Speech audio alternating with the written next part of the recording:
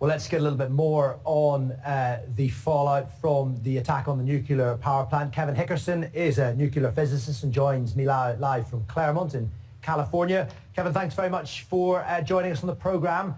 So this are the words of the US envoy to the United Nations. She said the world narrowly averted a nuclear catastrophe last night. Would you agree with that? That might be one way of putting it. I want to stress that this particular plant at Zaporizhzhia is much safer than the Chernobyl plant. In particular, it has several containment vessels, both a steel containment vessel inside and then outside an even stronger concrete containment vessel. And these were designed to withstand even airplane impacts.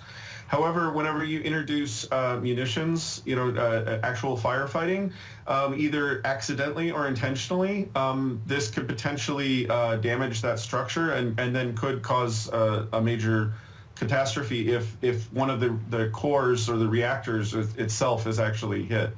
I don't know if that happened last night, but that's definitely a risk whenever you have armies fighting around a running reactor.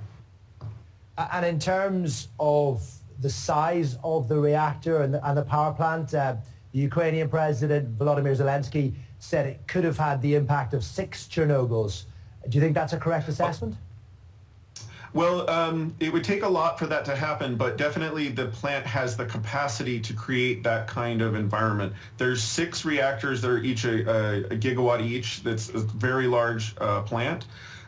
Every single one of those would have to be hit either accidentally or intentionally. So that is the worst case scenario that could have happened. But in some ways it's safer than Chernobyl, but definitely whenever you have like a dynamic situation on the ground where people are fighting around a reactor, a reactor could be destroyed either accidentally or on purpose, and that could release radioactive material into the environment and spread for potentially hundreds of miles. And we hear now that several of the reactors at Zaporizhzhia are being cooled. What does that mean in terms of their safety? That definitely helps a lot. So when fallout comes from a reactor, the most dangerous fallout is in the first 8 days that it was last running, and that comes from radioactive iodine. And people in the area, for example, governments can give out iodine pills to help protect that. That's something that did not happen, unfortunately, in Chernobyl, but did happen in the Fukushima incident.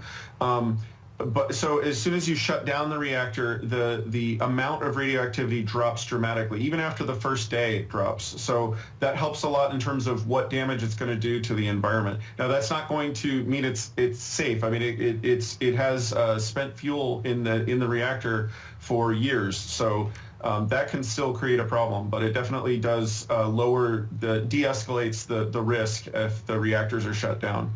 I should also mention these types of reactors are also safer than the Chernobyl reactors in that they're much better at auto-regulating, so that if something were to happen to the cooling system, they're much better at automatically, without intervention, shutting down the chain reaction. So that's also a promising feature of this power plant.